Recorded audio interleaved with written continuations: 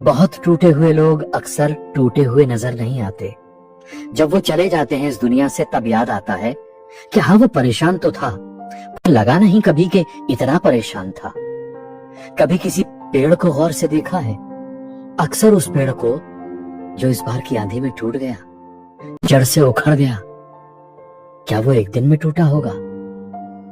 नहीं, बिल्कुल नहीं। वो शायद कई सालों से टूट रहा था। हर आंधी उसके भीतर कुछ न कुछ तोड़कर चली गई होगी। हर तूफान उसकी जड़ों को थोड़ा और कमजोर कर गया होगा। वो झुकता रहा होगा, डोलता रहा होगा, लेकिन क्योंकि वो गिरा नहीं था, इसलिए लोगों ने मान लिया कि वो मजबूत है। और यही गलती हम इंसानों के साथ भी करते हैं।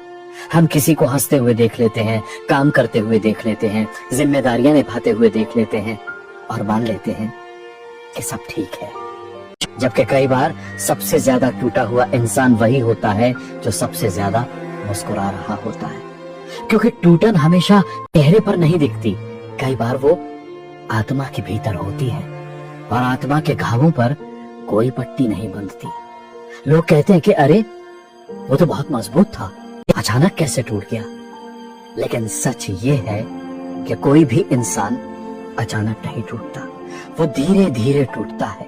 थोड़ा उम्मीदों से, थोड़ा इग्नोरेंस से, थोड़ा तानों से, थोड़ा लोनलीनेस से, और सबसे ज्यादा उन लोगों से जिन्हें वो अपनी ताकत समझता है।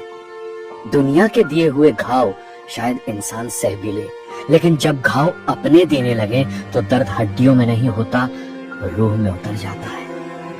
सबसे दुख की बात गिरना नहीं होती, सबसे दुख की बात यह होती है कि आप उम्र भर जिन्हें संभालते रहे, जिन्हें जोड़ते रहे, जिन्हें टूटने से बचाते रहे, एक दिन वही आपके टूटने की वजह बन जाते हैं।